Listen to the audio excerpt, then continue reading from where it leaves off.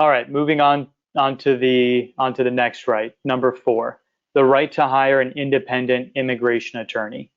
So when an investor selects an EB-5 project, one of the first steps is to engage an immigration attorney to work with them to document their source of funds. So proving how their funds were legally obtained. Bank statements, tax records, tax returns, loan documents, all those documents and records that show the money was accumulated legally, those are typically prepared by an immigration attorney.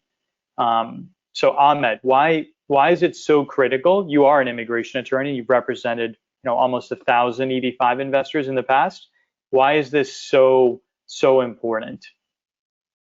Yep, this goes right back to what we were just talking about in terms of conflict of interest, right? And Mike brought up a great point. Like when things go wrong, who's going to go bat for you as an investor, right? Who's going to take up your flag and basically try to get you your money back and get you your green card? And this is that latter point, right? Getting your green card. This is why you're doing this investment.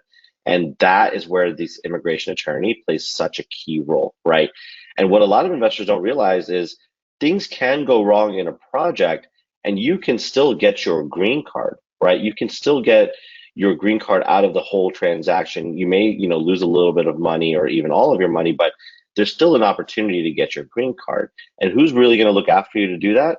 The immigration attorney. So it's really essential that you have an immigration attorney who's not going to be torn between choosing to represent you as the investor or choosing to represent the regional center that you've invested into, right? If they're representing both of you, they may be pulled from both sides and say, okay, well, maybe this is in the regional center's best interest, but not the investors. How can they choose that, right? So you definitely want to make sure that you've got someone who's completely, batting just for you, who's going up on your behalf and looking after your best interests.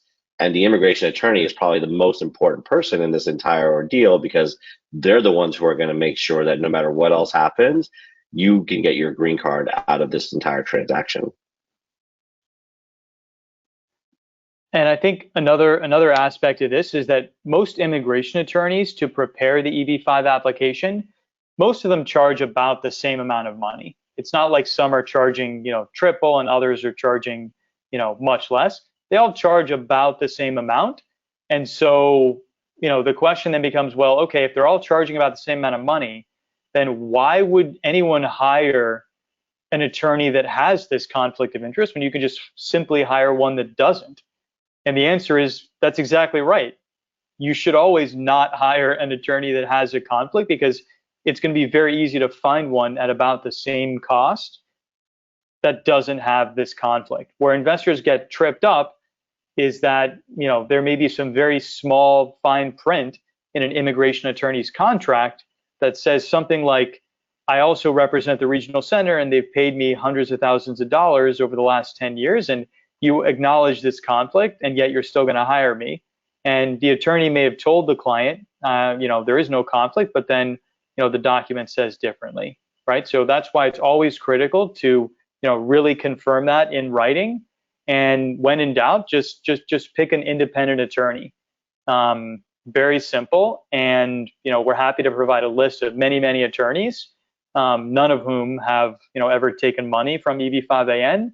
And who are experienced and are completely independent. So we don't require any immigration attorney, to prepare applications for our projects. Each investor is allowed to select any attorney they like, complete freedom, no restrictions whatsoever.